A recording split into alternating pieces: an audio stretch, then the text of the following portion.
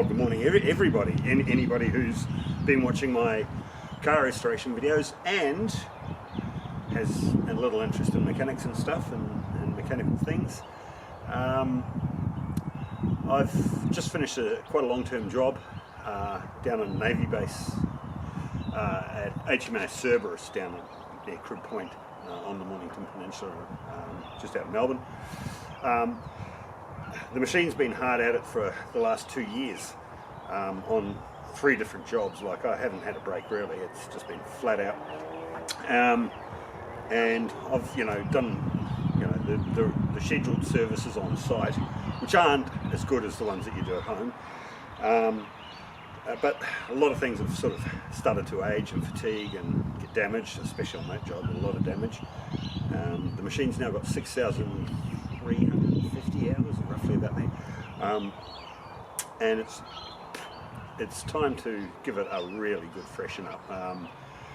I'm restoring an old car at the moment, and a lot of the people who are watching this are probably hanging out for some more ZF Fairlane restoration videos, but the earning potential is the most important thing. I can't do the car if I don't earn money. This is what earns me money, and so yeah, I've got to really give this thing some good loving. So I figured I might as well make a whole series of videos of the work that I'm going to be doing on this.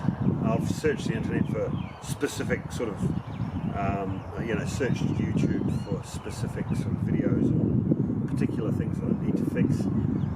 I've had a reasonable success rate, but I'm pretty disappointed actually with the the quality of the videos that are out there, and the content. I need to know specific things, and I just can't actually find, no matter how much I search, I just can't find what I need to know exactly, but close enough to give me a great idea of what I need to do. Now, so I've documented everything that I'm going to be doing on the machine. This video is video number 1. It's pretty much just an introduction to what we're going to be doing. I'll take you on a bit of a tour of the machine and show you what I've printed out. I've done a printout of all the tasks that need doing, an estimated cost, estimated time, yeah, so without further ado, we'll go straight in. I'll get the information sheet and we'll take a look at that.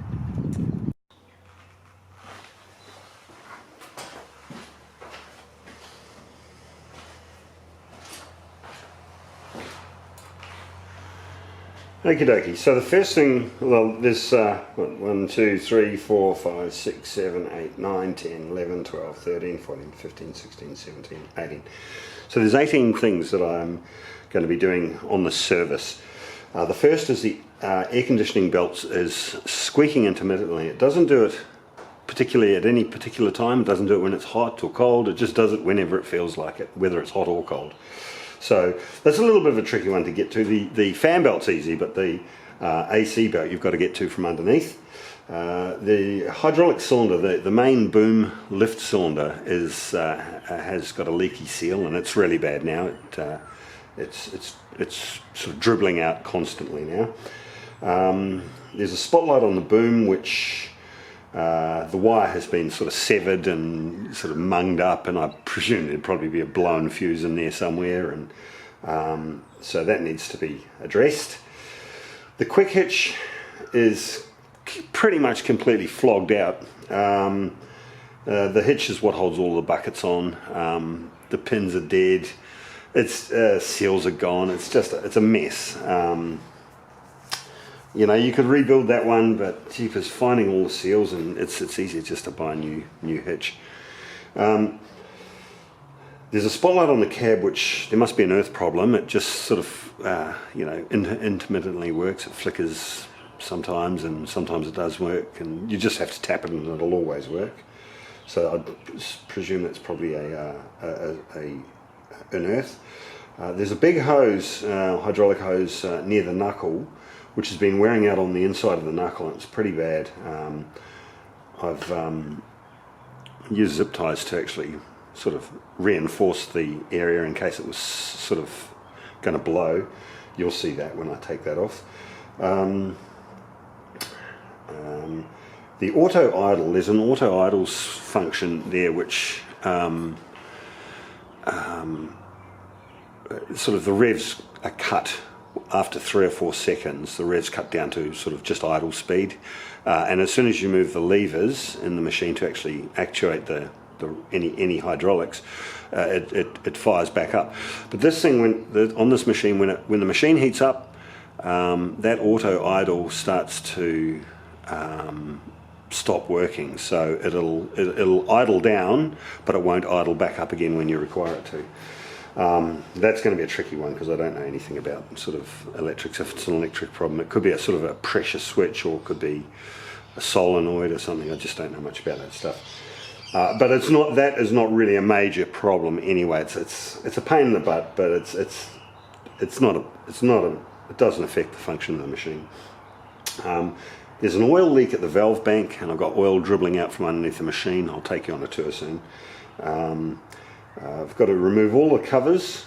That's all bolt-on covers and parts and bits and pieces, just to access the whole machine, so I can inspect it, clean it, and do a service. So clean and check, and I'm going to check for oil leaks. So it means high pressure hosing or gurneying, using the gurney to, or using the high pressure washer to remove all the oil, dry it off completely, and then run the machine and look for drips. There's some of the grey body panels are dented, so I'm going to remove all of those and panel beat them and spray paint them, make them look brand new again. I'm going to repaint the counterweight. The counterweight gets scratched quite often because it's a zero swing machine, and people think you can get it right up against walls, but you can't really. And so you wind up by scraping the back of the machine on fence posts and walls and all sorts of structures, trees and things. So the fire extinguisher copped a hiding. Basically the pressure gauge got snapped off from a tree branch. It didn't lose all of its contents, but it won't pass an inspection. There's a piece of glass in the front cab which I broke years ago. I might as well replace that. I'm going to black out the undercarriage, sort of repaint the undercarriage, make it look nice. Pressure wash and clean and polish. Put a 2000 hour service kit, which is a major service kit, through it. Got to pin all buckets to 55 mil. Some of my buckets have got 50 mil pins, and some of them are 55s, and the hitch is a 55 mil hitch, so I need 55 mil pins. And what happens if you're using a 50 mil pin in a 55 mil bucket, a 50 mil pin in a 55 mil quick hitch, it flogs it out, and too much movement. And I'm going to rotate any worn pins, any of the worn 55 mil pins, so that basically gives you a fresh side. So I'm going to need to buy 20 bushes and 10 pins, and refill them ready for work. So total hours I've estimated at about 114 hours. I'm going to keep track of the actual hours that it takes, that each task takes, and there's the estimated cost. There's some expensive things in there, so it's a total of 13,150. To buy a new machine, it's 130,000. So 13,000 halfway through its life is not a bad, expense. I want to get about, between 10 and 12,000 hours out of this machine. It's up to 6,500 at the moment, or 6,435 hours. I want to get 12,000 hours out of this machine, so do a good big one on it now. Now you will notice that there's nothing on here about the undercarriage. The undercarriage is worn out. It's starting to get a bit tired, but I'm not throwing tracks yet, so there's another $4,000 or $5,000 to do that, and I'm just, I'm not going to do that. I'm not going to do it until I start throwing tracks. Okay, so down here is the AC pump. You see the alternator up on top, and underneath is the AC pump. The alternator, you can adjust the fan belt quite simply here, but the AC belt is right down in there. You cannot get to it. I don't know if you can see that. Oh yeah, there it is, that's it. But the adjuster is right underneath the machine. So you've actually got to get on your back underneath here and there's a cover under there I can't see, but there's a cover under there that has to come off, and you've got to do it on your back. Okay, so the next item on the list is on this, zoom out, this main hydraulic cylinder which lifts the whole boom up.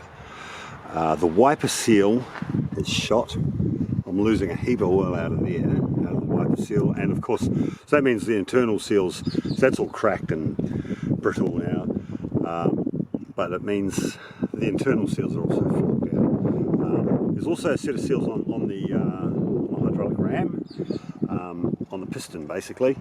They come in the kit, you do the whole thing, you do all of them. So I've got to disconnect all of the pipe work. That box there covers I actually had to make that box because it was really exposed. There's inside there, there's what's called burst protection. So if you're lifting heavy items and you blow a line, the boom doesn't come crashing down. It's a burst. It's called burst protection. Most safety conscious sites insist that you have burst protection on your machine. I've got it up there, and the one for this ram is actually inside the cab, inside that cover, because of course it's just too vulnerable. And that's it right there. Oops, don't know if you can see that. Yeah, that's it there. Okay, so as you can see, there's a lot of oil leaking down there, and it's been running down to there, and it drips all over the ground. Okay, this spotlight up here, this isn't working. The wire runs down through to here, and this is actually the wire here, right there. Now, as you can see it's been just floating around and catching on things, so it's damaged there. Probably earthed out, and there's probably a blown fuse somewhere, so I have to fix that. So I've allowed $500 for that seal kit. I don't know how much they are. Hitachi are insanely expensive. I'm going to have to buy a tool to get this top cap off. So I've allowed $500. Like I say, Hitachi are just insanely expensive for their seal kits. It should only be $30 or $40, but you know, I wouldn't be surprised if it's close to $500. With Hitachi excavator parts, think of a price, double it, and double it again, and you'll probably be close. Okay, so the boom spotlight, I've allowed no money, but just a bit of time. That's the spotlight repair on the boom. The fan belt, of course, it's not going to cost the air conditioning belt, that's not going to cost anything to tighten up. It's going to be a heap of expense with this quick hitch. This quick hitch is not a very good design to start with. It flogs out. I'll take the camera off the tripod in a minute.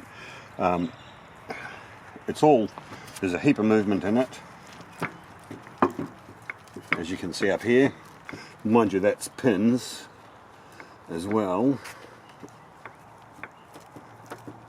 I'll be able to get a bit of that out with bushing. We're all flogged out inside the top here, up around on this this big knuckle part here. These are called sort of dog bones, I think. This is a sort of a knuckle thing, or it's a link connector, a link bar, or a link connector, or these are, who knows what they're called, but you can buy all this stuff. So that movement on that pin in there is actually inside the dipper arm. Pin could be flogged out, and inside the dipper arm could be flogged out as well. It theoretically should be line bored, but that's a hell of an expense, time consuming, big repair. What I'm going to do is I'm probably going to just try and replace this pin, both pins here, with a new quick hitch. And I'll shim it so that there's none of that sort of movement, none of that side to side movement. You see, got a lot of side to side movement in it.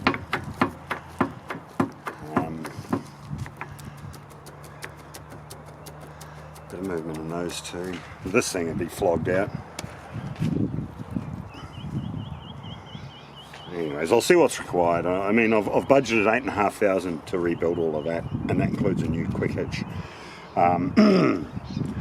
So we'll see how we go.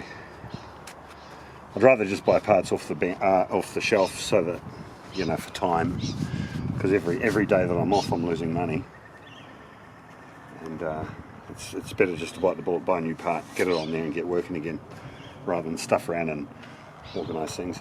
Yeah, so that technically looks like it needs to be line board, but I'm not going to do it. I'm just going to put a new pin in there, and hopefully that takes up a lot of the slack. Yeah, the thing with this hitch here is you see that sort of rounded burr. I've welded that up a few times to stop the movement. That tongue also, that's a new tongue. That also gets a big burr in it, and of course the bigger the burrs, the more of the slop. It flogs out in here too. I've fixed this up with weld before. It's not too bad, but there is a bit of movement in there.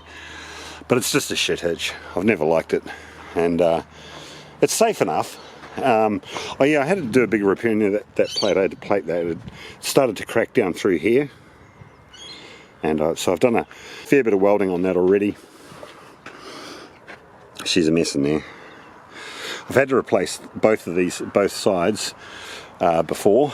As you can see, they're sort of slightly curved now. What happens is when you put the hydraulic hammer on and you're prying, you shouldn't do it, but you pry concrete as you're smashing it, those actually bend. I've got a set up at the house which is like bananas. So yeah, so $8,500 for that. Okay, so the spotlight up here as well, this needs to be looked at. The one on the right. The one on the left's fine, the one on the right doesn't always turn itself on. You've got to tap it, so that tells me that there's obviously a connection problem inside the back of the light there. So I'll pull that off, take a look at that, clean it up, and that should get that going, no worries at all. There'll be a connection somewhere that's a bit dodgy, so that's a freebie, that won't cost anything, just a bit of time. Okay, this one's quite a cool one. I don't know if you can see, on this hose here, it's seriously damaged down here. The Kevlar cover slipped down below that contact point there, and the hose was actually just rubbing on that contact point there. It really damaged the hose before I realised it, and so that hose I'm going to replace. It's comes out here, it attaches up here, and it disappears all the way through in there. That's it there. So we've got to chase that. That'll probably be a $250 hose. Okay, this button here is for a function called auto idle. So it's AI on, AI off.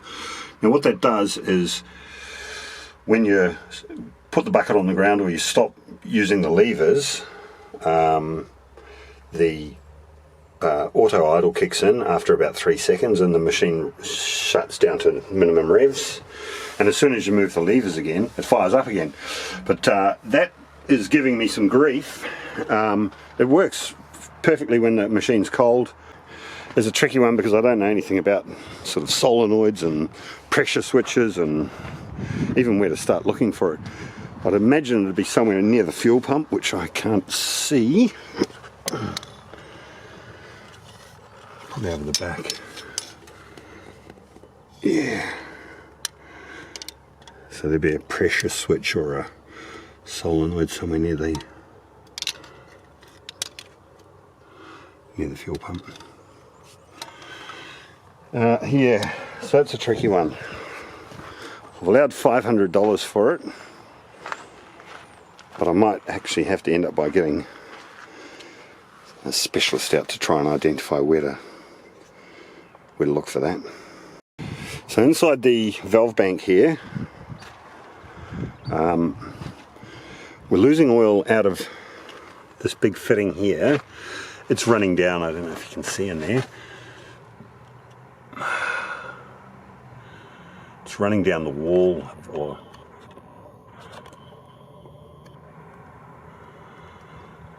yeah, it's running out of that fitting there. So you can see it's all wet and dirty looking. but also I'm pretty sure that there's another leak somewhere. There's a fair bit of, well, actually this hose here was leaking out of that crimp. Now I replaced that on the job. That was only a really easy short hose. I replaced that on the job, and that stopped 85% of the oil accumulating on this. But as you can see, we're still getting oil there. Now it could be just from that in there, but there could be another leak somewhere underneath. So I'll clean that all down, I'll disconnect all the hoses so I can get to that one, because I've got to basically take every single hose off the front of that valve bank just to get it that big fitting in there to tighten that up. It drips worse when it's cold. Yeah, so we've got a little bit of moisture over the back there. So I'm tipping something in there is leaking. There's a bit of moisture in there, and as you can see underneath,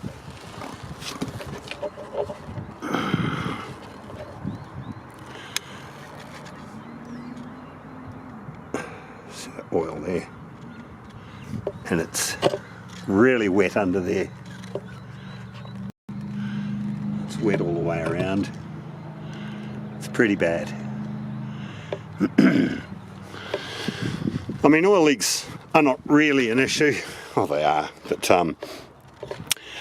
you know, they don't look good. But you know, hydraulic oil is cheap. You just keep. See, we're getting low on oil in there. Mind you, when it heats up, the level goes up. Yeah, oil's cheap. Just top it, keep it topped up. Yeah, so we'll clean that down. Just run a spanner over all of those fittings. Anything that's wet, I've got to get in behind there and try and find. I'll take everything out that I can.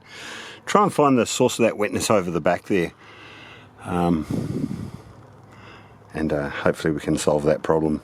Yeah, so I haven't allowed any money for that. I'm tipping that it's just I'm just going to need to pinch up some fittings, and because if it was actually a blown hose, it'd be pouring out. It's just wet.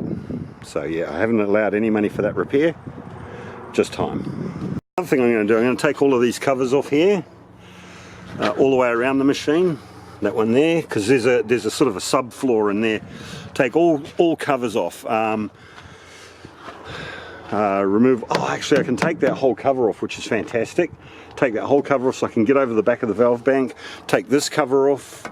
Remove all of the covers. There's box covers here and covers over there. That's inside. There's the slew motor. You know, I haven't even checked the slew motor oil. Well, I think I did once.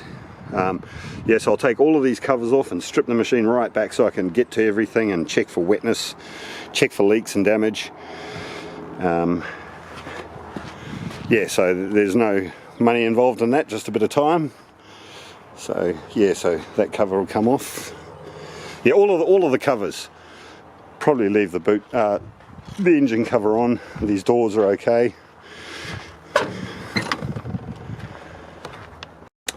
I am gonna, as you can see, there's dents and scratches all the way along here, on this cover here. Yeah, so I'm going to repaint all of those, take them off. While they're off, repaint them. So as you can see, there's dents there. Yeah, when you're loading concrete and messing around, something will fall against it. Yeah, and there's a monster dent there, and in the door, as you can see, that's a huge dent. Okay, so gonna have to panel beat that, bog it up, paint her up. So I've allowed $200 for paint.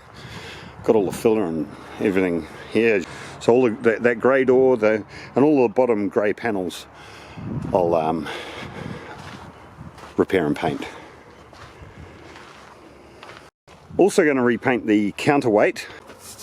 Okay, I've done it once before. You can see I just masked across there. So the counterweight always cops are hiding. People think these are zero swing machines, but they're not. They're about 5% overhang. And they try and get you to dig up against walls and fences and bloody trees and whatnot. And, you know, they make it hard for you. So you've got to put the machine into certain areas. So I'm going to repaint that counterweight. I'm also going to repaint this door. Years ago I dented that door and I painted it with an acrylic paint, and it's acrylic paint sort of discolors. As you can see, there's two different colors there, so that's I've got this paint already, so I don't need to go and buy some of that, so I'll just repaint this door. And the actual panel bedding repair on that wasn't that good. It was close enough, but yeah, my skills at that are getting better. So yeah, so the counterweight and that back door I'll repaint. So as you can see, the counterweight's there, the hydraulic oil tank's there, so they're a nice orange, and that's a pitted, oxidized, horrible looking orange there. So we'll repaint that door and the counterweight just to put colour back onto it. I actually, all I do is I just do that line there. It makes it look like a smile. That's the original paint, and that's the new paint. So I need to replace this fire extinguisher as well. This machine's got 3 fire extinguishers in it, but some of the jobs require that you have these bigger ones mounted here. But up against the tree branch, whip the bloody pressure gauge off there. So yeah, it looks old, so it is old, and you know, going through a sort of a machine inspection, they'll pick that up. They'll say, no, that's no good, get a new one. Only about $100. So I've allowed 100 for that. A few years ago I was doing something, and I was doing some hammering, and some Rio flicked up and smashed that. The top glass is fine, that's all solid glass, but I've just replaced that with Perspex. I replaced that just a couple of years ago, and I haven't bothered sort of putting it into glass yet. So I'll take that down because it's got rounded corners at the bottom. So I'll take that down, use it as a template, and get a piece of glass cut for that. Yeah, problem with having Perspex in your windows, they don't clean very well, and every time you try and clean them they scratch. So I've allowed 150 for that piece of glass. The undercarriage, I'm going to probably, yeah, I'll spray that in the same grey that I'm going to do those covers. That's the original Hitachi grey. I might as well respray that undercarriage, just do it roughly. Now these chains are worn out, like saying the whole undercarriage gearing, the bottom rollers are all worn out. The teeth on these cogs are getting there, and front idlers is all up to replace all of that stuff. It's around about 7,000, but I'm not throwing change yet. So, and they're a bit squeaky. I've got new rubber pads on there, so look, I'm going to run it for another year or so. I'll replace the undercarriage when I start throwing tracks, because that's when it's really due. I mean, these chains are dodgy. They're really worn out. You can see how bad.